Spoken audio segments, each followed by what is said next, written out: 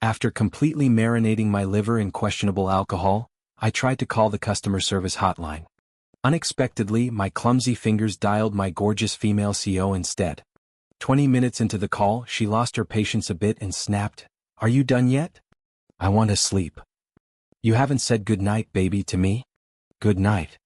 I stubbornly refused to let her off the hook. "You still haven't said baby." Early the next, my boss stood in front of my desk, her face as dark as a thundercloud. "Kaylin Vance, come to my office for a minute." 7:30 a.m. I was violently jolted awake by the all-too-familiar screech of my alarm clock. The soul-crushing fatigue of a hangover hit me like a freight train. My spinning brain made me seriously doubt if I had ingested some bootleg moonshine last night. What to do now? I absolutely do not want to go to work. Maybe I should fake a sick leave. I managed to drag my phone over, pinched my nose, and called my boss, Lyra Sterling. "Hello, boss. I'm terribly sick. Cough, cough. Can I take a sick day today?" A cold, sarcastic chuckle echoed from the other end of the line. Oh crap. Was my Oscar-worthy acting not convincing enough? I tried to make my nasal voice sound even heavier. My tone weak and pitiful. "Boss, I have a fever. I'm literally at the hospital right now. Can I please take a sick day today?" Lyra Sterling went silent for exactly 2 seconds before laughing. "Fine. You're at the hospital, right? Snap a photo and send it to me on WeChat." "Yes, ma'am." Cough, cough. "Thank you, boss." I was so thrilled I practically bounced off the ceiling. I swiftly scoured the internet for a stock photo of an 4 drip, opened WeChat and triumphantly sent it to a contact saved as the Ancient Banshee. Sent it in one smooth motion. Done and dusted. Right after sending the photo, I scrolled up and slowly realized something was catastrophically wrong. Last night, I had a voice call with Lyra Sterling. Looking closely at the text messages below that, my eyes almost popped out of their sockets. "Are you done yet? I want to sleep." "No, you haven't said good night, baby, to me." "Good night." I stubbornly refused to let it go. "You still haven't said baby." My brain literally exploded like a cheap firecracker. Dear Lord in heaven, what on earth did I do last night? Wait a minute. Lyra Sterling knows I went out drinking last night. Doesn't that mean my fake sick leave is completely busted? Only then did my soul return to my body. I frantically mashed the recall message button, but it was too late. The Ancient Banshee just sent a reply. Looks like a severe illness. Which hospital? I'll come visit you." I was crying on the inside. "No need for that, boss. I suddenly feel completely refreshed. The illness has magically vanished. So, still need that sick leave? No, not anymore. If you're not at the company within an hour, consider it an unexcused absence." Oh bloody hell. What kind of cursed luck is this? I didn't even have time to inhale my breakfast. I rushed like a madman and finally dragged my carcass to the office right before 8:30 a.m. The moment my butt hit the chair, I looked up and saw Lyra Sterling strutting in from outside. As she walked past me, she turned her head slightly and threw me a deeply meaningful look, like she was observing a spectacularly rare breed of idiot. I buried my face in my hands, keeping my head down, absolutely terrified to make eye contact, pretending to be utterly absorbed in my work. After Lyra Sterling walked away, my best buddy Barnaby slapped my shoulder. "Are my eyes deceiving me? The boss just looked at you. Hey, is there some shady business going on between you two?" Recalling how I relentlessly forced her to call me baby last night, my face involuntarily turned the color of a ripe tomato. Seeing my blushing face, Barnaby was even more convinced something was up, and he practically interrogated me until I confessed the absolute truth. I had no choice but to spill the beans. Last night I was drinking with some old friends. I bragged a little too hard, saying I had a super hot girlfriend. They didn't believe me and forced me to call her. I was so wasted. I meant to call the mobile network's customer service. Who knew my shaky hands would accidentally dial her? I even forced her to call me baby and wish me good night. Thinking about this tragic comedy, my intestines twisted with green regret. Before the hangout, the network operator called me to upgrade my data plan. I figured, hey, they're taking my money anyway. Asking them to roleplay with me for a minute wouldn't be a crime. So, I opened my call log, found the very top number, and dialed straight back. Who on earth could have predicted that Lyra Sterling had also called me? I was too drunk to pick up, and then I ended up calling her back instead. Barnaby's hyena-like laughter echoed from the corner of the room. So, did she call you that? I glared at him fiercely. Call my foot that annoying old bat. If she actually called me baby, I'd probably have a heart attack in my sleep and wake up in the afterlife. But just thinking about the look she gave me earlier makes my blood boil. Barnaby seemed to deeply empathize. His smile instantly vanished. His body gave a slight tremble before turning completely to stone. Only his eyebrows twitched unnaturally on his face. A blast of Arctic air radiated from behind my back. I suddenly had a terrifying sense of impending doom. The all-too-familiar voice of the ancient banshee echoed. Like a rusted robot, I slowly turned my head. Lyra Sterling had materialized behind me, who knows since when. Her icy glare looked like she wanted to swallow me whole without chewing. Boss, what are you doing here? I was so mortified I wanted to dig a hole straight to the earth's core and jump in. The smile plastered on my face was uglier than an ugly crying face. Lyra Sterling shot me a death glare, pulled out her phone and made a call. 2 seconds later my phone rang. The screen brightly displayed the caller ID, the ancient banshee. She glanced at my phone screen. Her cheeks instantly flared red with sheer fury. She abruptly hung up and switched to a WeChat voice call. My phone lit up again. WeChat voice call notification: the ancient banshee is requesting a voice call. Lyra Sterling absolutely snapped. Grinding her teeth loud enough to hear, she glared daggers at me. Kaylin Vance. She only got halfway through her sentence when her own phone suddenly rang. She answered it, pointed a manicured finger directly at my face and growled, "Kaylin Vance, come to my office in a bit." With that, she stomped away like an angry Godzilla. I violently shuddered. I'm toast. Am I really about to join the glorious ranks of the unemployed? Lyra Sterling was gone for about half an hour. I waited in her office. During that time, I even hand-wrote a resignation letter. This trash company, I can't stay here for another second. But, since I had already decided to leave, there was no need to hold back my temper anymore. I secretly made up my mind. Later, when Lyra Sterling comes back, I'm going to scold her to her face. Then I'll dramatically throw the resignation letter right in her face and stride out like an absolute legend. Just thinking about it felt incredibly satisfying. While I was daydreaming, the office door creaked open. Lyra Sterling strode in and sat down on the lavish executive chair across from me. Got something to say? Lyra Sterling crossed her legs, absent-mindedly inspecting her slender fingers and her freshly manicured nails. The look in her eyes was somewhat teasing. I took a deep breath, stood up and declared, "I quit. I want to resign. I'm resigning." Lyra Sterling casually spun the diamond watch on her wrist. "Are you sure?" I glared straight at her. "Absolutely sure. If I don't leave now, am I supposed to wait for you to make my life a living hell? I am positive. Whoever wants this godforsaken job can have it. Forcing overtime every single day, who can endure this? Because of this job, I don't even have time to find a girlfriend. You won't even grant a sick leave. Who could stand this?" Having said my piece, I slammed the resignation letter right onto her desk. "Take a good look. This is a resignation letter. According to labor laws, I can automatically leave after 30 days. It's useless even if you don't agree. Furthermore, my salary and bonuses must not be short by a single penny. Otherwise, I will sue you to the Labor Arbitration Board." I tilted my chin up, looking down at her with the triumphant expression of a petty villain who had finally won. Working like a dog for over 5 years, today I finally got to vent my frustrations. I was incredibly proud of myself. Lyra Sterling gave me a look, then picked up my resignation letter and read it.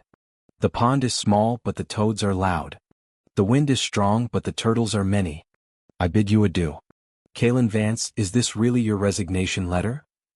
Being questioned by her like that, I involuntarily felt a guilty conscience. Why wouldn't it be? Lyra Sterling cleared her throat. "Kaylin Vance, do you know what the company meeting was about today?" I blurted out, "What the hell does that have to do with me? I'm not working here anymore anyway." "Is that so?" A sly glint flashed in Lyra Sterling's eyes. "Kaylin Vance, considering your recent outstanding performance, the company's board of directors has unanimously decided to promote you to the position of vice president. But, since you want to resign now, I suppose I'll have to reconsider." What? Promotion and a raise? So, she wasn't going to make my life a living hell. I was completely shell-shocked. Lyra Sterling sighed. "I have always kept personal and professional matters separate. Everyone sees your professional capabilities. Your promotion was only a matter of time. But, since you don't want it, She tapped lightly on the desk, pointing at the resignation letter. I was instantly terrified. I reached out to snatch it back, but she was faster and grabbed it first. Lyra Sterling flourished her pen and signed it with a bold, sweeping signature, then handed the resignation letter back to me. Kaylin Vance, congratulations on your resignation. No need to wait 30 days. You can pack up and leave today. Saying that, she walked over, patted my shoulder, and smiled mischievously. Remember to treat everyone to a farewell dinner, okay? Dear God, what colossal act of stupidity had I just committed? I rolled my eyes and nearly fainted on the spot. After regaining my senses, I held that idiotic resignation letter, racking my brain but finding no way out. Lyra Sterling saw me standing there frozen and turned her head to ask, "You still haven't left? Waiting for me to buy you lunch?" I tucked my head down like a scared ostrich and shamelessly asked, "Boss, could I maybe not leave?" "I'm not your boss. I'm a turtle." Lyra Sterling kept a poker face. Damn it, she's still holding a grudge. I forced a laugh, deciding to be as thick-skinned as possible. No, no, no. How could you be a turtle?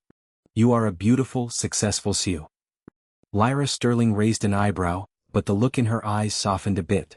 Then explain to me, what exactly does the ancient banshee mean? I secretly rolled my eyes in my mind. What else could it mean? Of course, it means scolding you for being old and insufferable. But Lyra Sterling seemed to have telepathy. Her gaze instantly grew several degrees colder. I immediately panicked, flashing a sycophantic grin like a tail-wagging dog. "Boss, please listen to my explanation. Ancient is a term of profound respect, meaning you have ancient profound wisdom. Ban means you banish all obstacles and are totally badass. And she means she has reached the absolute peak of perfection. Putting it all together, it means you are a woman of profound, exceptionally beautiful and alluring with top-tier capabilities and a limitless future." After spewing that nonsense, I gave her a big thumbs up, using my most sincere tone to speak utter garbage. Really? Lyra Sterling cast a suspicious glance, but the corners of her mouth twitched as if she was trying hard to hold back a smile. I nodded resolutely. Absolutely. You are my ultimate idol.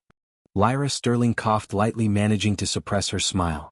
All right, consider yourself off the hook. Go out and get back to work. Then what about my promotion and raise? I wiggled my eyebrows at her. She gave glare. Don't worry, you'll get your share. Go meet with Vice President Barnaby. Hand over your current tasks and familiarize yourself with the new operations first. Yes, ma'am. Guaranteed to complete the mission. After leaving Lyra Sterling's office, I was so busy handing over my work that I didn't even notice when the sky turned dark. Sure enough, working overtime is the inescapable destiny of a corporate slave. Just as I was lamenting my miserable fate, my phone suddenly rang. It was my mom calling. "Kaylin Vance, where are you right now? I told you this morning to go have dinner with your blind date after work. You didn't forget, did you?" My brain buzzed. Crap, I totally forgot. But it's already past 8 p.m. Is there still time? Should I just find some random excuse not to go? Before I could get a word out, my mom's loving voice echoed from the other end. "Kaylin Vance, this girl is my coworker's daughter. If you don't show up, don't even think about coming back home tonight." All right then, you can't hide from fate. I just have to bite the bullet and go. I had just stood up getting ready to leave when Lyra Sterling miraculously appeared in front of me out of nowhere. Seeing me standing in front of the mirror adjusting my tie, she asked, "I recall you don't have any client meetings today. Got a hot date or something?" I checked my watch. I was going to be late, so I had no energy to deal with the capitalist overlord. I casually replied, "My mom set me up on a blind date." Lyra Sterling's eyes darkened, looking somewhat displeased. "Where are you going? This is getting ridiculous. Do I need to report my whereabouts to her? It's not like she's my girlfriend." I was getting a bit impatient, but thinking about my impending promotion and raise, I obediently answered, "I'm going to Joy City." What a coincidence. I'm going there too. Let me give you a ride. She's also going to Joy City. What a massive coincidence. While waiting for the elevator, I stood next to her. Her pale, slender fingers poked the elevator button several times, looking restless and fidgety. Occasionally, a few colleagues working overtime walked by. Seeing the two of us, they dodged out of the way, covering their mouths and whispering about who knows what. The atmosphere was a bit awkward, seemingly carrying a hint of ambiguity. I let out 2 dry coughs, my brain suddenly short-circuiting as I asked, what are you going to Joy City for?" The hand Lyra Sterling was using to press the button paused. Her voice was as cold as a 1,000-year-old glacier. "Can I go there to eat?" I scratched my head awkwardly and mumbled a yes. Lyra Sterling drove me to Joy City. The car entered the underground parking lot. I got out and took the elevator. Lyra Sterling followed right behind me. Then she followed me into the exact same restaurant. I stared at her in utter bewilderment, pointing at the restaurant's sign. "Are you sure you didn't make a mistake coming here to eat?" Lyra Sterling shot me a look. "Is it forbidden?" Saying that, she strode inside in her high heels, causing quite a few men around to turn their heads. Coming alone to eat at a couple's restaurant that costs $500 a head, I seriously suspected something was wrong with her brain. Lyra Sterling found a seat near the window. I ignored her, craning my neck to look for my blind date. My mom said she was a sweet-looking neighborhood girl who loved wearing pink dresses. Soon I locked onto my target and walked over to greet her. "Excuse me, are you Miss Frost?" I walked up to the girl's table and politely asked. "Yes, that's me." Hearing my voice, she looked up, put away the book she was reading, and gave me a gentle smile. The moment she revealed her dimples, I felt my heart take 10,000 points of critical sweet damage. My normally unreliable mother actually told the truth this time. I involuntarily blushed, so nervous I didn't know where to put my hands. Thinking she must be upset because I was late, I quickly apologized. "I'm so sorry, Miss Frost. There was traffic on the way, so I'm a bit late. I kept you waiting." She unlocked her phone to check the time, her expression gentle. "It's fine, I just got here too. I understand you're busy with work. Just call me Clementine." So understanding and reasonable. Can I just marry her right now? After the meal, my affection for her had skyrocketed. Wanting to get to know her better, I offered to take her home. She didn't refuse, nodding shyly. I chivalrously helped Clementine hold her bag. Just as we were about to leave, a familiar figure swept past, blocking my view. I looked up. It was Lyra Sterling. She still hasn't left? What kind of stunt is this? The atmosphere instantly became excruciatingly awkward. "Mr. Vance." Clementine looked at her, then at me, her eyes filled with confusion. "Who is this lady?" She's the ancient." "The ancient?" Being questioned by her, for some unknown reason, I felt guilty. My tongue tied into a knot, and those last few words just choked in my throat, unable to come out. "She's your wife, isn't she?" "Mr. Vance, I never expected you to be this kind of person." Clementine glared at me fiercely, swiftly snatched her purse back from my hand and muttered, "Scumbag," twice as she stormed off, leaving all the surrounding people throwing me looks of pure disgust, as if they were watching a cheating husband get caught red-handed by his legitimate wife. And oh, I meant to say she's my boss. My boss. I looked at Clementine's retreating back, crying tears of blood on the inside. My very first romance after 29 years of singlehood was brutally strangled to death by Lyra Sterling, just like that. Capitalists are truly not human. The more I thought about it, the angrier I got. I marched straight over to Lyra Sterling's table and began devouring all the dishes she hadn't touched yet. My girlfriend was ruined by her. If I don't eat something to recoup my losses, I'll die of grievance. Thinking of this, I called the waiter over. Without a second of hesitation, I ordered several of the most expensive dishes and a bottle of imported premium liquor. I intended to use practical actions to eat Lyra Sterling into bankruptcy, seeking vengeance for my newly deceased love life. Lyra Sterling sat down opposite me, resting her chin on her hand, just staring at me. Her long, curled eyelashes fluttered, and her beautiful eyes blinked in a way that actually looked somewhat adorable. My frantic eating suddenly slowed down. I was shocked by my own thoughts. Why the hell do I find her adorable? Her acting like this definitely means she's plotting something wicked. "Kalen Vance, take me home." I choked on my food. After recovering, I raised my fist in protest against Lyra Sterling. "It's off the clock hours right now. On what grounds should I take you home? Don't you have an assistant? Tell him to take you home." She let out a haughty light scoff. Her jade-like fingers elegantly held a spoon, stirring the coffee in front of her. Her tone was an undeniable command. "No, Quentin isn't here. You're an employee of the company anyway. I want you to take me home." Saying that, she pointed her finger right at me. "If you dare refuse, I'll dock your pay." Damn it. This evil capitalist. For the sake of my paycheck, I had to compromise. But as we were leaving, I conveniently grabbed the unopened bottle of premium liquor. "Consider it my overtime pay." Lyra Sterling maintained her diva attitude. She even made me open the car door for her. But my heart was already boiling with anger. Being bossed around by her only added fuel to the fire. On the way, I didn't give her a pleasant face either. The atmosphere sank back into a bizarre silence. A few minutes later, Lyra Sterling broke the ice. She looked out the window, seemingly asking casually, "I ruined your blind date. Are you mad?" I gave a cold snort, gritting my teeth. "Haha, what do you think?" Lyra Sterling pouted. Her voice even carried a hint of grievance. "It's not like I said I was your wife. That was her own misunderstanding. Why blame me? Besides, your taste is terrible. She's not even as pretty as me." I looked up into the rearview mirror. Lyra Sterling was sitting in the back seat. She was wearing an expensive designer business suit. Her shirt collar was slightly unbuttoned, revealing her delicate collarbones. Her alluring figure was perfectly hugged by the tailored outfit, accentuating her breathtaking curves. Her long, naturally wavy hair cascaded down, highlighting her luminous white skin, adding several degrees of mature womanly charm. What she said didn't seem to be wrong. Lyra Sterling was indeed stunningly beautiful. I remember when I first joined the company, all the fresh graduates who came in the same batch as me completely fell for her. They were aggressive pursuers. But after a few days, their dreams were shattered. Someone leaked that she was the daughter of the company's owner, scaring the young men so much they wrote resignation letters overnight.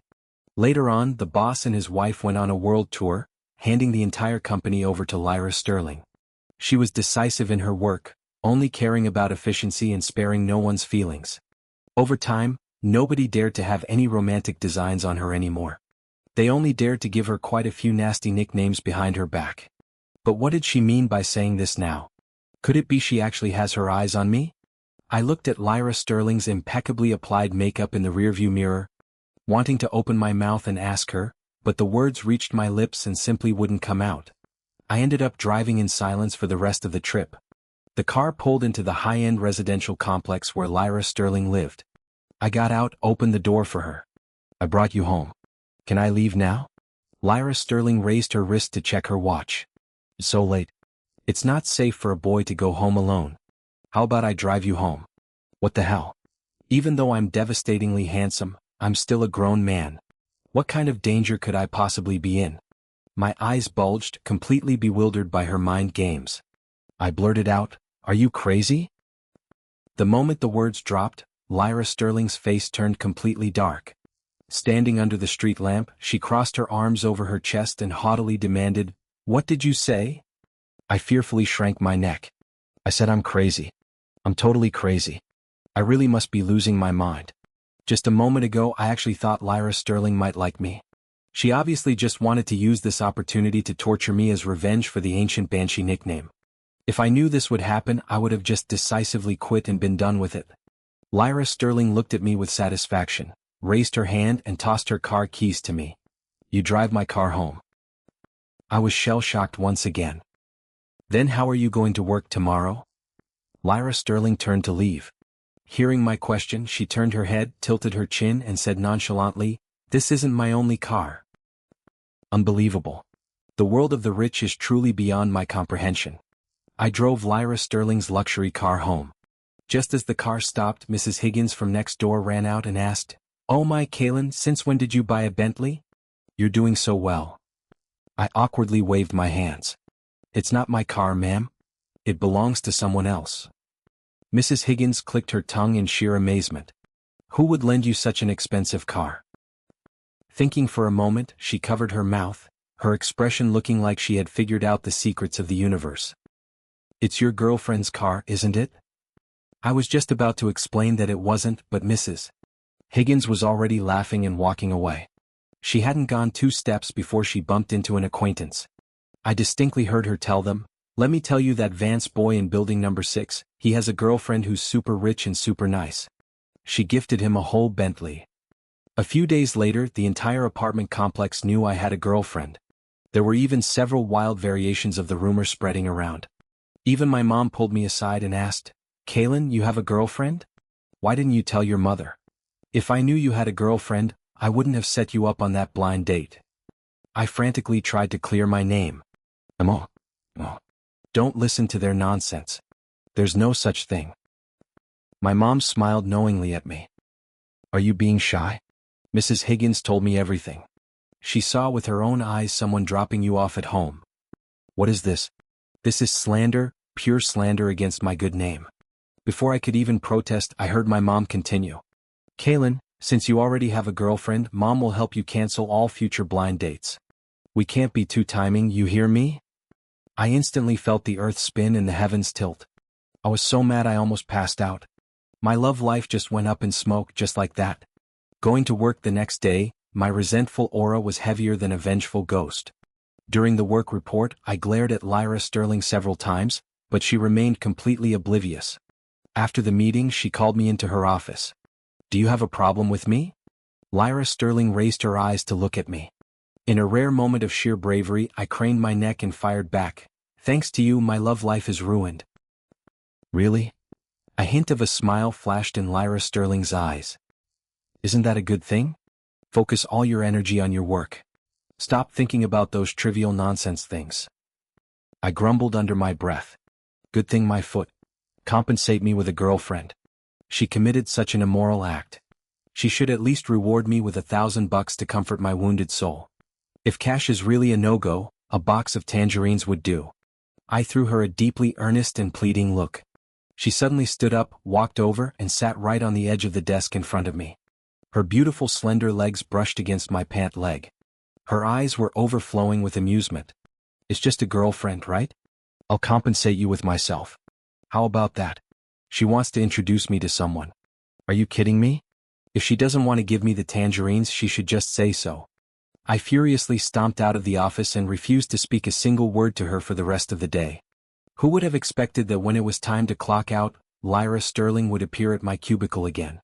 Her pale, slender fingers tapped twice on my desk. I instantly understood her implication. I glared at her, my tone absolutely foul. Miss, I don't have time to chauffeur you home today. But she blinked at me. No time? Are you going on another blind date? Mentioning the blind date made my blood boil all over again. I spoke right in her face. You still have the nerve to bring that up? I've been single for 29 years. 29 years. I finally had a chance to escape singlehood and you destroyed it. Not only that, but because of you, my mom refuses to introduce anyone else to me. And you force me to work overtime every single day. Where am I supposed to go to meet other girls? The more I thought about it, the more wronged I felt. I quickly packed up my stuff, ready to storm out. Hey, Kaylin Vance. Consider it my fault, okay? Lyra Sterling grabbed my arm, her eyes full of utter sincerity. How about I drive you home today? Consider it my apology, all right? Outside the window, the rain was pattering down. I fell into deep thought. Taking a taxi from the company to my house costs $40. Taking Lyra Sterling's car is free. Plus, there's free Coke in her car. It's a massive steal. Besides, she's the one who owes me. So what am I waiting for? Let's go. Lyra Sterling drove me to my building. As soon as I got out of the car, I saw my mom standing at the entrance holding an umbrella. She looked at me, then looked at Lyra Sterling and asked with a beaming smile, Kaylin, who is this? Your girlfriend? I was just about to deny it when Lyra Sterling spoke up first, fast as lightning. Hello, Auntie. My name is Lyra Sterling. I'm Kaylin's colleague. Just call me Lyra. My mom looked like she just had a grand epiphany. She enthusiastically invited her. Lyra, come on up. Have dinner with us before you go. I frantically pinched my mom's arm and whispered a warning, Mom, she's my boss. My mom's eyes sparkled like diamonds. Such a beautiful boss. Then you better hold on to her tight. I was ready to pass out from my mom's overwhelming hospitality. Lyra Sterling strutted right into my house like she owned the place. At the dinner table, my mom kept putting food in Lyra's bowl while simultaneously interrogating her about her family background and financial status. She completely ignored my fake coughing and frantic winking. Lyra Sterling, on the other hand, acted entirely unfazed. She answered every single question. She was one step away from reciting her social security number to my mom. After a few rounds of drinks, my dad's was getting a bit tipsy. He hazily raised his glass to Lyra. Lyra, my dear, the moment I saw you, I liked you. Come, come, come. Let's drink 2 glasses. I panicked and quickly tried to stop him. Dad, are you drunk? She's a girl. My dad's drunk eyes drooped. So what if she's a girl? Back in our hometown, Girls can drink 2 bottles in one sitting. I was getting anxious. I really didn't know Lyra Sterling's alcohol tolerance. Previously, at company project dinners, it was always the subordinate staff who took the drinks for her. She only ever drank a symbolic glass or two. Once my dad starts drinking, he has no off switch. Is this really going to be okay? Before I could refuse on her behalf, Lyra Sterling shot up from her chair, raised her glass and proclaimed, "You're absolutely right, Uncle. Who says girls can't drink? Back in my hometown, I'm known for never getting drunk. Today I absolutely must drink with you properly. Bottoms up." I sighed in utter defeat. What the hell is going on? After a few more rounds, I went to the bathroom for a minute. When I came out, Lyra Sterling was already slumped over the table. Seeing this, my mom grabbed my dad by the ear. "You foolish old man who told you to get her drunk. What if your future daughter-in-law gets alcohol poisoning?" My face burned bright red. With no time to explain, I supported Lyra Sterling and walked out. I had to get her home quickly. If I left her at my house, I would never be able to explain this away. My mom helped me load her into the car, smiling and waving. "Call your mother when you get to her house." The car pulled into the basement garage of Lyra's building. I supported her upstairs and finally used her fingerprint to unlock the door. After entering the house, I dumped Lyra Sterling onto the sofa. I was just about to leave when a pair of arms wrapped around my neck. I turned my head and saw Lyra Sterling staring at me with hazy, dreamy eyes. She tilted her head, her face flushed, and smiled at me. "Who are you? Why are you so handsome?" Saying that, she started pinching my cheeks. I brushed her hands away, but she restlessly started wandering her hands all over me. Who can withstand this test? My face was burning. Using the hand speed of 29 years of singlehood, I pushed her back onto the sofa. I was about to bolt when she rubbed her head and let out a pain ouch. Looks like she bumped her head. What's wrong? Are you okay? Reflexively, I reached out to cradle her head, but my wrist was immediately caught in her tight grip. Her entire body pressed against mine, resting her head on my shoulder. Her warm breath blew against my ear, carrying the scent of alcohol, brushing over my skin like a feather, making my heart itch uncontrollably. A familiar voice echoed in my ear, but completely different from her usual tone, soft, whiny, and delicate. Didn't you say you wanted me to compensate you? Then I'll compensate you with myself. Do you want it?" I furrowed my brows, my spine stiff as a board, not daring to move an inch. "Why aren't you saying anything? You don't want me?" She lowered her head, her eyes seemingly holding an endless abyss of grievance. "But if you don't want me, I'll dock your pay." With that, she unbuttoned the top button of her shirt, revealing her porcelain white collarbones. Her face, pale as fine china, was tainted with a sly smile. A sweet, seductive look radiated from the depths of her eyes. I desperately tried to suppress my impending nosebleed and maintain my composure. Seduction, this is blatant seduction. Who could possibly endure this? "Mommy, I want to go home." Blushing furiously, I tried to push her away, but she yanked me right back. Her arms looped around my neck, her soft body molding against mine. Seeming dissatisfied, she pouted. "Caden Vance, are you trying to do something bad?" She glared at me, pulled one hand free, and traced circles on my chest with her index finger. "You definitely want to do something bad. Don't think I don't know. Let me tell you that's not allowed, even though how I feel about you, how you feel about me." My heart was pounding out of my chest, feeling a sudden surge of anticipation for her next words. And then Lyra Sterling proceeded to violently throw up all over me. After vomiting, Lyra Sterling casually fell fast asleep, acting like absolutely nothing had happened. I was so enraged I wanted to kick her twice, but I thought better of it. Sighing, I carried her into the master bedroom and tucked her in so she'd sleep properly. After doing all that, I looked down and sniffed my own clothes. The sour stench was overpowering. Even my pants had caught some crossfire. It was utterly unbearable. Left with no other option, I had to strip off my shirt and pants to wash them, leaving me in nothing but my boxer briefs. Fortunately, Lyra Sterling's house had a dryer. The clothes were dried fairly quickly. At this moment, Lyra Sterling should have been fast asleep, but just to be safe, I still tiptoed into the bathroom and locked the door behind me, preparing to change clothes. But the bathroom was pitch black. I reached out and flicked the light switch, only to be completely stunned by the scene before me. Lyra Sterling had stripped off her clothes, turned on the hot water, and was getting ready to shower. I stood there frozen, clutching my clothes, rooted to the spot. A piercing scream, sounding like a boiling kettle, erupted in my ear. She frantically grabbed a bath towel to cover herself, grabbed the shower head and sprayed water directly into my face. "Kaylin Vance, why are you in my house? Get the hell out." She asked me why I was in her house. I don't even know myself. After regaining my senses, I screamed and tried to bolt out of the bathroom, but when I got to the door, I realized it wouldn't open. Oh damn it. How the heck did I lock this door earlier? In the midst of my panic, a slender, pale hand reached over and gently clicked the lock open. By this time, Lyra Sterling had put on a bathrobe. She tilted her chin, put her hands on her hips, and glared daggers at me. Her cheeks puffed up with anger, making her look like an overstuffed hamster. "Kaylin Vance, explain to me right now. Why are you inside my house?" Her eyes scanned down my body and her face instantly turned beet red. "And then you're not even wearing pants. What are you trying to do?" I reflexively covered my vitals before belatedly realizing, wait, aren't I still wearing my boxers? This is a classic case of sobering up and completely denying all responsibility. I turned my face away, too scared to look at her. My face was already burning hot, but thinking about it, I didn't do anything wrong. Why should I be afraid of her? So, gathering all my courage, I spoke with righteous indignation. "You should be asking yourself that. I kindly brought you home, but you grabbed me and wouldn't let me leave. You even threw up all over me.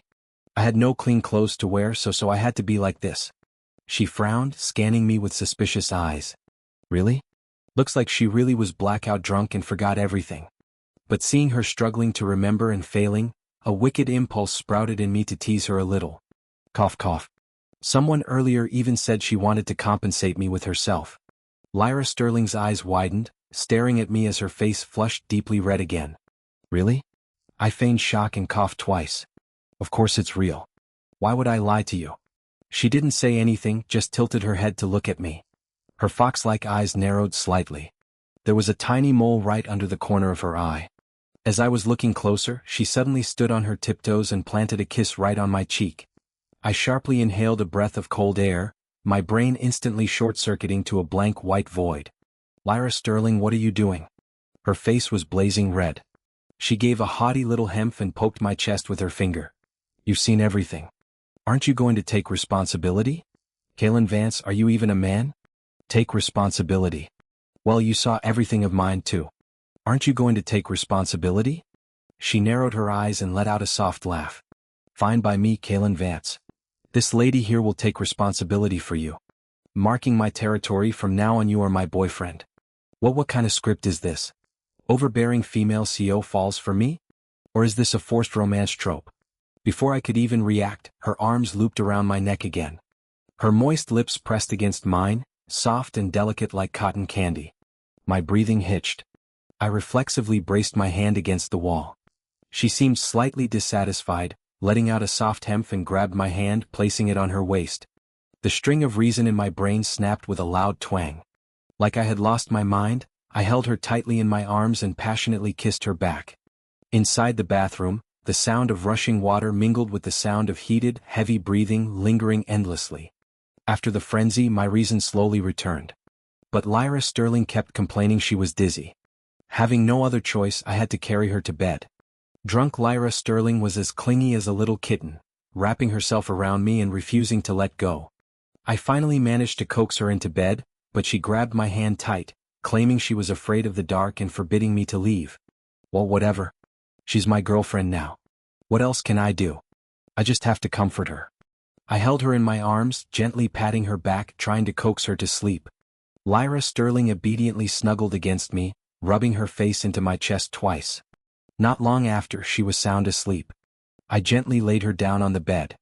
I leaned over the edge of the bed, admiring her sleeping face. She was as beautiful as a porcelain doll. Her long, curled eyelashes drooped, casting faint shadows under her eyes. In her dream, she smacked her lips. It was unimaginably cute, so completely different from the cold, strict beauty she portrayed during the day. I couldn't help but chuckle. But after laughing for a moment, my heart sank. Lyra Sterling's words from earlier echoed in my ears. She said she wanted me to be her boyfriend. Was she serious? Thinking back on the years we spent working side by side from dawn to dusk, to say my heart hadn't fluttered would be a flat-out lie. But Lyra Sterling was too brilliant, too dazzling. She made me feel like she was an existence completely out of my league. Therefore, I worked my absolute hardest, thinking that even if we couldn't be together, at least I could make her look at me. Years passed and Lyra Sterling still paid no special attention to me. I eventually buried those feelings, deciding to just focus solely on my career. But now she suddenly confessed to me. It made me excited but also terrified. Terrified that it was just drunk gibberish. Terrified that in the end I was just a delusional simp. Thinking of this, I couldn't help but sigh. I gently pinched her cheek, tucked her in carefully, and stood up to go to the living room. Early the next morning, I groggily walked out of the living room and saw Lyra Sterling wearing an apron standing by the dining table. The table was spread with all sorts of breakfast items. My jaw dropped in shock. A pampered heiress actually knows how to make breakfast. When I looked at her, she looked slightly guilty and hid her hands behind her back. Only then did I notice the takeout boxes that hadn't been cleared from the table yet. And the assistant, Quentin, standing at the door trying to sneak away. Lyra Sterling awkwardly stuck her tongue out. I originally wanted to give you a surprise. Didn't expect you to wake up so early. My heart was overflowing with affection. I wanted to pull her into a tight hug and plant a loud kiss on her. But looking up, I saw Quentin shooting us an intensely scrutinizing look. He looked at Lyra Sterling, then at me. His gaze was incredibly complex and he even nodded slowly. I instantly felt things were going south. What on earth is his imagination brewing? It's not what you think. Hey, she and I, we have nothing going on. Do you believe me? I frantically tried to explain. As soon as the words left my mouth, Lyra Sterling pulled me into her arms, reached up and lightly pinched my nose. You dummy. Hurry up and eat your breakfast or we'll be late for work. Quentin's eyes bulged as he stared at the two of us. He stood frozen for a second, then stammered, Director Sterling, then I'll take my leave now. Lyra Sterling gave a simple her eyes signaling for him to scram quickly. No, wait. You got to listen to my explanation. Before I could finish, Quentin sprinted away like he was being chased by a pack of demons. Well, it's over. This is a monumental misunderstanding now. I anxiously shook her arm. Lyra Sterling impatiently said, You hurry up and explain to him then. It's not like we did anything. Lyra Sterling pouted unhappily. What's there to explain? Don't tell me you don't want to take responsibility for me? I was speechless once again. Under my fierce insistence, Lyra Sterling finally yielded and called Quentin, ordering him to keep our secret. On the way to the company, Lyra Sterling didn't say a word, looking terribly downcast. After I prodded her for a while, she finally spoke her mind. Kaylin Vance, am I your girlfriend or not? I nodded. Of course you are. Why would you ask that? Her eyes grew a little red. Her voice thick with grievance. Then why do you refuse to make our relationship public? I froze for a moment, involuntarily looking down. Everything happened so fast. Even now, I still couldn't understand why a girl as outstanding as Lyra Sterling would like me. Could it really just be because I'm a hard worker? Furthermore, our social statuses are light years apart. Maybe she's just playing a game with me. I sighed inwardly and grasped for an excuse. Lyra, I feel like we're moving a bit too fast. Plus, I'm about to be promoted. I'm worried that if we go public right now, everyone will think I slept my way to the top. That wouldn't be good for either of us. She lowered her head in thought. Her fingernails tapped lightly on the steering wheel twice and finally she nodded. What you say makes sense, but there is one thing that isn't right. I looked at her blankly. What isn't right? She beckoned me with her finger, smiling slyly. Come closer, I'll whisper it to you. Half doubting, I leaned my head over. Who would have thought she'd throw her arms around my neck and plant a wet kiss on my cheek? A highly ambiguous breath brushed against my ear. She chuckled softly, lightly biting my earlobe. You still call me by my full name? Shouldn't you be calling me baby? The memories of the drunk call rushed back into my brain. My face instantly burned red all the way to the tips of my ears. I pushed her away and practically ran for my life like I was fleeing a ghost. Lyra Sterling yanked me back. After being forced by her to call her baby exactly 99 times, Lyra and I finally reached an agreement. We would temporarily keep our relationship a secret to avoid suspicion.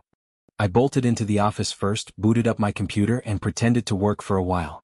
Only then did she casually stroll in.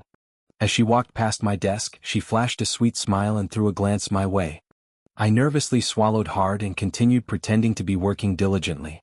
She gave a light chuckle, didn't bother me further, and walked straight into her office. Why does this feel exactly like we're having a forbidden office affair? I was staring blankly at my computer screen when the gossiping whispers of my colleagues drifted into my ears. The serpent woman looks incredibly flushed today. Is she in love? A workaholic monster like her falling in love? Who'd believe that even if she signed a contract for it? Wait, that's not right. Hey, look at that red mark on her neck. There's definitely something going on. Barnaby finished speaking and then slapped my shoulder. Kalen Vance, am I right or am I right? I was already feeling incredibly guilty. Being slapped by him made me jump out of my skin. Barnaby looked at me with genuine surprise. You're acting weird today too. Did you eat gunpowder for breakfast? Why'd you jump so high from a little tap? No, I just don't agree with your guys' opinions. I gave 2 dry coughs, desperately trying to mask my panic. She's a decent woman. Why do you guys give her such awful nicknames? They looked at each other, then looked at me with eyes full of suspicion. After confirming I didn't have a brain fever, they tacitly ignored me and changed the subject. All right. Let's stop talking about Lyra Sterling. I heard our department is getting a new employee named Vivian Thorne. Supposedly she's young, fresh, and super pretty. The hand I was using to hold my pen trembled. Vivian Thorne? Is it the Vivian Thorne? Vivian Thorne and I grew up in the same alleyway. You could call us childhood friends. Back then, both our families were poor, but our academic grades were excellent. In high school, I won a direct admission spot to a top university through a mathematics Olympiad. Vivian Thorne said she deeply admired me and begged me to tutor her. But when I went to her house, I realized something was terribly wrong. No one else was home. Vivian Thorne walked out of her bedroom wearing nothing but a sheer transparent lace nightgown. She walked right up to me smiling. Kalen, I want to get a direct admission spot too. But I'm not smart enough. What should I do? I turned my face away, refusing to look at her, and tried to walk toward the door. If you're not smart enough, then study harder. Why are you coming to me? I have things to do. I left the reference books on the table. Read them yourself. I was just about to make my escape, but unexpectedly she blocked the door. She looked as if she was furious, her chest heaving violently. Kalen Vance, you think you can just leave? After all our years of childhood friendship, you won't even help me? I sighed helplessly. Then tell me, how do you want me to help? She pulled a passport-sized photo out of her pocket. The photo showed an innocent girl with crystal-clear fox-like eyes. When she smiled, she revealed 2 little canine teeth, looking radiant and bright. This girl is my rival. I definitely can't beat her. You find a way to deal with her. I don't care what you do to her. Just make sure she can't participate in the competition. If you help me with this, I'll do whatever you want. Only then did I finally understand her true intentions. My heart was filled with absolute shock. I never expected the seemingly harmless girl next door to harbor such filthy, vicious thoughts. Furious, I tore the photo to pieces and threw it in the trash. Vivian Thorne, I'll pretend today never happened, but I'm warning you, don't harbor thoughts you shouldn't have. Otherwise, the only person who gets hurt will be yourself. Having said that, I shot her a fierce glare, slammed the door and left. I originally thought this matter was over, but I never expected that one day after school, walking past a narrow alley, I would hear a girl screaming for help. I rushed over immediately. I saw 3 or 4 thugs surrounding a girl. Her school uniform was thrown on the ground. The books from her backpack were scattered everywhere. She was kneeling on the ground, someone grabbing her hair and slapping her face. After slapping her, 2 of the thugs exchanged glances and began dragging her deeper into the alley. I instantly flew into a rage and charged in to fight them. In the chaos, I managed to snatch one of their iron pipes and broke one of the thugs' legs. Using the distraction, I finally managed to rescue the girl and get her out. I dragged her and ran a long distance. When we stopped to rest, I realized this girl was the exact same person she had told me to deal with. Perhaps because I refused her, she hadn't given up and actually went to hire those thugs. Thinking about the fact that our 2 families had always been on good terms, I didn't expose Vivian Thorne. I just took the traumatized girl home. But I never expected the thug to bite back. He claimed I broke his leg maliciously and demanded the school expel me to protect himself. I was forced to confess the entire story about Vivian Thorne. But the thug adamantly insisted he didn't know anyone named Vivian Thorne. The incident where they bullied the girl with the fox eyes left absolutely 0 evidence behind. In the end, I became the aggressor who intentionally caused physical harm. I had to pay the other party $200,000 in compensation just to avoid going to jail. Later, it was the father of the girl with the fox eyes who helped me pay off that money. But because of the terrible negative impact of the incident, my direct admission was revoked, a major demerit was recorded in my file, and I was transferred from the honors class to the worst class in the school. I was isolated by teachers and classmates alike. Ultimately, I only managed to get into an average ordinary university. After that incident, I finally understood that this world is absolutely not fair. If you don't have absolute power, blindly playing the hero will only destroy yourself. Therefore, from then on, I did everything with extreme caution, constantly weighing the pros and cons, never causing trouble for the sake of others again. But hearing the name Vivian Thorne again, my fists still clenched involuntarily. She actually dared to come back and appear right in front of me. If it really is her, then don't blame me for not holding back. Is this Vivian Thorne you guys are talking about really that pretty? Do you have a photo? Let me see. I suppressed the raging anger in my heart and asked with a perfectly calm tone. No need for all that trouble. Am I not standing right in front of you? I looked up. A woman wearing a black slip dress walked in from the door. She strutted right up to my desk, put on an act of slowly taking off her sunglasses, and extended her hand toward me. Kaylin Vance, long time no see. But I completely ignored her. Looking slightly embarrassed, she retracted her hand and began speaking in a mocking tone. So many years without seeing each other, I didn't expect you to still be as stubborn as a mule. No wonder you don't have a girlfriend. Saying that, she made a show of dusting off the sticky notes on my desk with absolute disgust. Looks like you're not doing too well either. Yeah, I'm not going to indulge her either. I spoke bluntly. Vivian Thorne, I recall you're the new employee, right? A new employee needs to act like one. From now on, buying coffee and printing documents for the office is all your job. You don't have an issue with that, do you? She looked as if she had just heard the funniest joke in the world, shaking her head and sighing. Vivian Vance, do you want to rethink your position? You're just a department manager and you dare speak to me like that? I advise you to suck up to me a little. Otherwise, I can make you pack your bags and leave instantly. After throwing a few more insults my way, she strutted off like a peacock. I was so furious, I slammed my mouse onto the desk, pointed at her and asked Barnaby, what kind of background does that witch have to be so arrogant? Barnaby pulled me to the side and whispered, I wouldn't dare mess with this one. I heard she got in through connections. Her backing is solid iron. I wouldn't touch her. I swallowed my anger for a few hours and finally dug up Vivian Thorne's background. It turns out she's the girlfriend of the old CEO's nephew. No wonder she got shoved straight into the headquarters. But thinking about it, if Vivian Thorne marries Director Sterling's nephew, doesn't that mean I'll eventually have to call her cousin-in-law? Hell no. I have to find a way to destroy this relationship.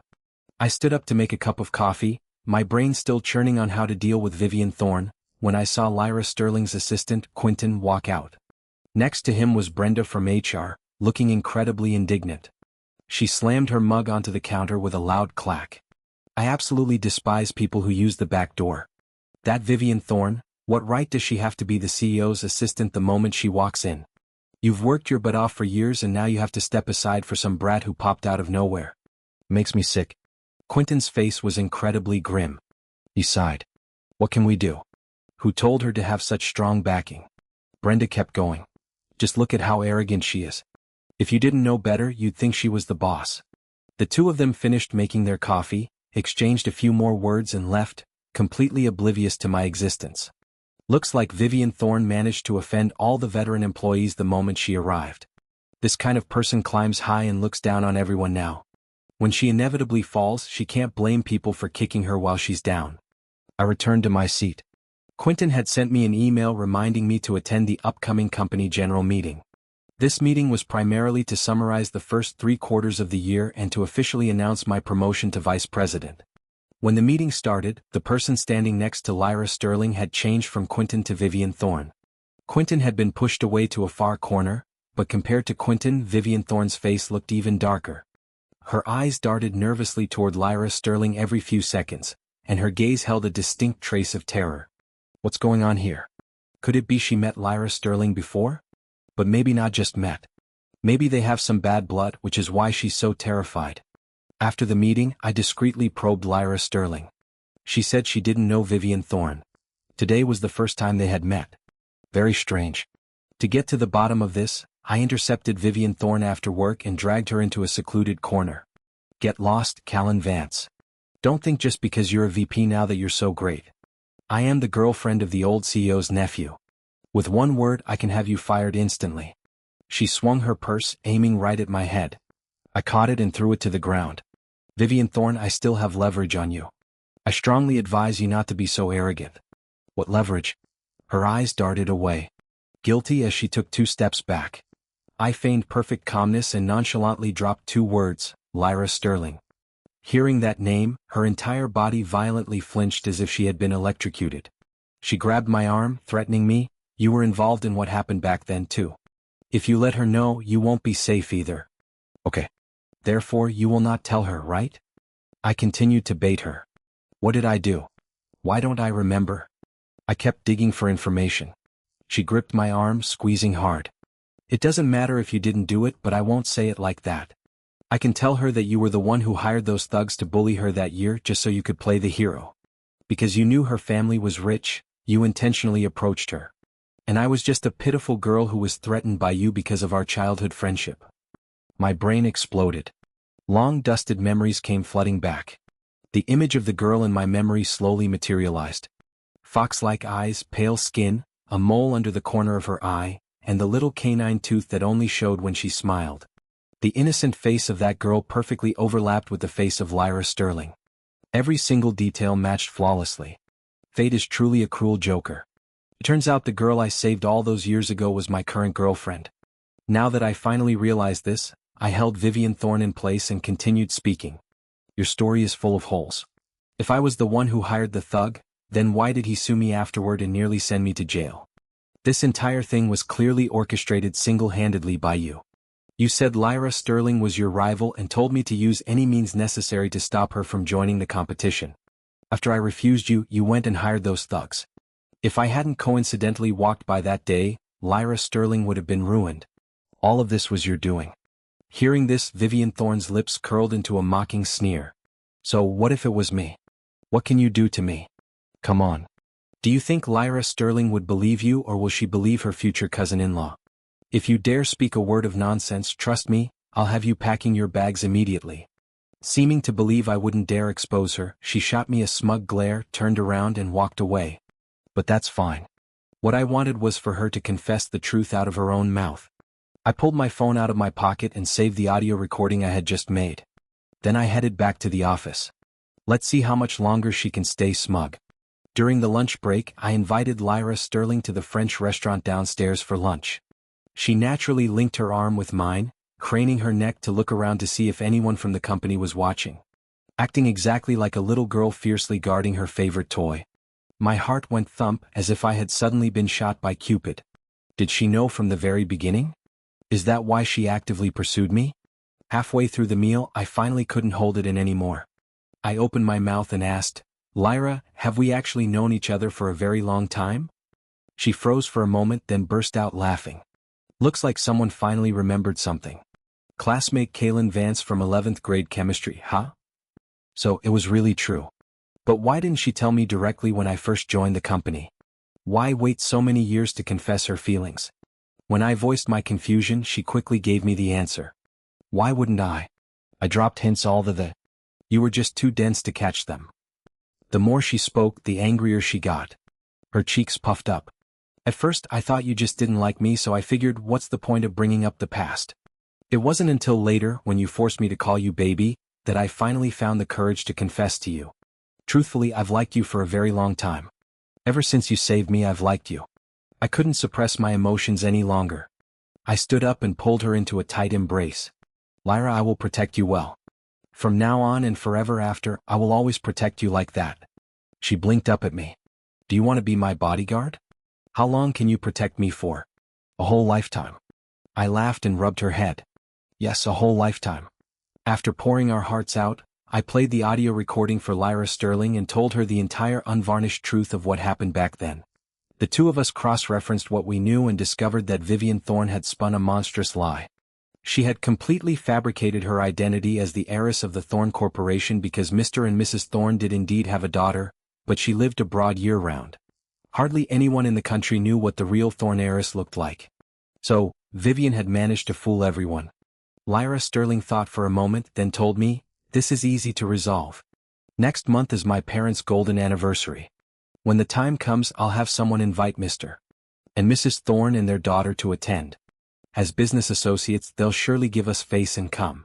Oh, hearing about Lyra's parents' golden anniversary, I felt a sudden urge to retreat. Do I have to go to that party? Lyra Sterling pinched my ear. What, you don't want to go? Fine, I'll bring someone else. I have plenty of rich, obedient little fanboys anyway. I immediately surrendered, desperately trying to save face. All right, I guess I'll reluctantly make a trip there. At the Sterling family's golden anniversary party, the guests were packed like sardines. Lyra Sterling dragged me right in front of her parents. I kept my head down, not daring to speak a word. Unexpectedly, Mother Sterling spoke first. Oh, this must be Kaylin, right? Everyone in our family, young and old, talks about you. The adults praise you for being mature, capable, and having a great head for business. As for the younger one, she talks about you even more. She makes you sound like a grand hero who saved the world. Today I finally get to meet the real person. As soon as Mother Sterling finished, Lyra Sterling looked displeased. I never said that. Mom, stop making things up. Father Sterling nodded in agreement. Yes, he looks rather average to me. If you want to marry my daughter, I'll have to observe your future performance. Mother Sterling glared at the two of them, grabbed my hand and comforted me. Don't listen to those two. They have sharp tongues but soft hearts. Once you're married, you'll know. I know to tell you're capable. When we get older, the family business will be handed over to you and Lyra. I nodded repeatedly. Yes, ma'am. Yes, ma'am. Only then was Mother Sterling satisfied, letting Lyra Sterling take me for a walk around. After 2 laps, Lyra Sterling suddenly needed to use the restroom and told me to wait for her. Having nothing better to do, I was eating a piece of cake when I saw Vivian Thorne linking arms with Caspian Sterling strutting arrogantly toward me. She shot me a glance, her tone dripping with sarcasm. Well, if it isn't Vice President Vance. You couldn't even bring a date? Standing here eating cake all by yourself? And I suppose it makes sense. A high-class party like this, I bet you've never even seen one before, right?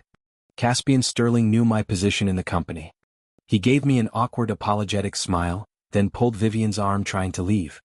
But Vivian Thorne completely missed his cue and kept running her mouth. What's wrong? Why are you pulling me? He's just a hired hand working for your family. What's there to be afraid of? The surrounding guests started looking at her and whispering. Whose daughter is this? So uneducated. I think she's the girlfriend of Director Sterling's nephew. Doesn't the Sterling family have a daughter? A nephew with no shares is acting this arrogant. Seeing people pointing fingers at her, Vivian Thorne flared up and slapped Caspian's arm. Look at what they're saying about you. Go tell your uncle right now. Tell him to fire Kaylin Vance. Go, hurry. Who wants to fire Kaylin Vance? Did you ask for my permission? Everyone's eyes were instantly drawn to the voice, turning around to look. Lyra Sterling emerged from the crowd, her aura absolutely radiant and overwhelmingly powerful. She instantly suppressed the room. She linked her arm through mine, smiled gently and declared, Kaylin Vance is my boyfriend. In the future he will also co-manage the company with me. Whoever said they wanted to fire him should reconsider if they actually have the authority to do so. The moment she said this, the entire banquet hall erupted in gasps, followed by a continuous wave of congratulations. Vivian Thorne stood frozen in place, her face a mask of utter disbelief. You two are together? That's right, we are together. Lyra Sterling shot her a cold glare, then looked at Caspian Sterling. Cousin, manage your girlfriend, making such a disgraceful scene at an important occasion. Caspian Sterling smiled awkwardly. She is the heiress of the Thorne Corporation after all. I thought she understood basic etiquette, which is why I brought her, the heiress of the Thorne Corporation. I highly doubt that. I pointed my finger toward the entrance of the villa. The real Thorne heiress is right over there. As my words fell, the arrival of the Thorne family instantly captured everyone's attention.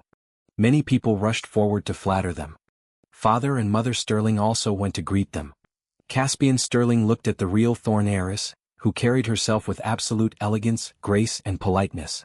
Only then did he understand what was going on. He violently shook off Vivian Thorne's hand. Vivian Thorne, didn't you say you were the Thorne family heiress? Then tell me, who is that person over there? Vivian Thorne's eyes darted around in sheer panic. I don't know. Maybe she's the fake one. Caspian Sterling grew even more furious. You're still lying to me? You think her own parents wouldn't recognize their daughter? Do you even believe the garbage coming out of your mouth? Having said that, Caspian Sterling stormed off in disgust, running over to network with the real Thorne heiress, leaving Vivian Thorne standing entirely alone, enduring the mockery and ridicule of everyone present. She still seemed unwilling to accept her defeat. Her eyes, filled with venomous hatred, locked onto me. She suddenly lunged right in front of Lyra Sterling, grabbing her arm to tattle. Lyra Sterling, I have something to tell you. Actually, this Kalen Vance is the one who bullied you all those years ago. He orchestrated the whole thing.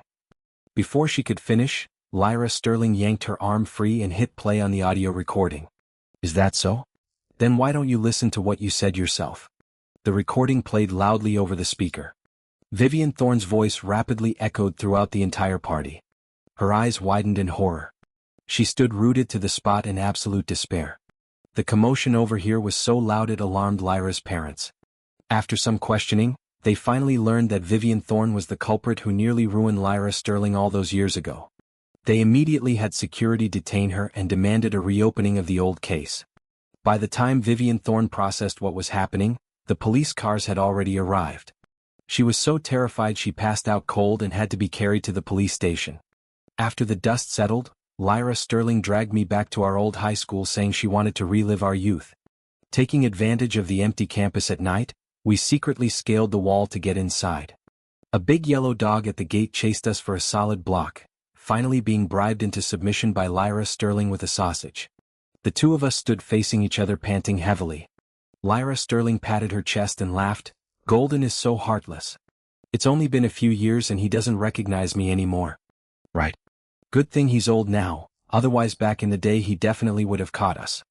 I helped pat her back, laughing along. Yes, whatever baby says is right. We took a stroll around the schoolyard. As we walked past the basketball court, she suddenly pulled me down to sit, told me to close my eyes and said she had a surprise for me. I obediently closed my eyes. When I opened them again, I saw her pulling a scrapbook out of her bag. The inside was completely filled with photos of me. Look at this one, taken at the basketball court. Handsome, right? She pointed at the basketball hoop, winking at me proudly. And this one was taken when you were reading. This one is when you were sleeping. And this one too. She flipped through the album page by page, introducing them to me as if she knew them like the back of her hand. Under every single photo were cute little doodles drawn in colored pen and even journal entries detailing her mood on that exact day. Kalen Vance is my grand hero. He's so handsome. I like him so much, but how should I confess to him? I don't know. Maybe I should secretly follow him. Find a chance to pin him down? Okay, I don't have the guts for that. Maybe I'll just take a photo instead. She showed me the tiny handwriting at the bottom. I let out a gasp of utter shock. She frantically slammed the notebook shut, refusing to let Lexi see any more. Her face was flushed crimson, red all the way to her ears. I looked into her eyes, my heart racing abnormally fast. She suddenly threw herself into my arms, leaned close to my ear and whispered, "Calvin Vance, truthfully, I've liked you for a very long time, a very, very long time. So, do you like me?" I wrapped my arms around her in response, holding her tightly against my chest. My voice couldn't hide its deep tenderness. "I do, Lyra Sterling. Actually, I've liked you for a very long time too. You just didn't know it." She nuzzled contentedly against my chest, asking in a sweet, whiny voice, "Then how long will you like me?" "Well, for now, let's just start with a lifetime."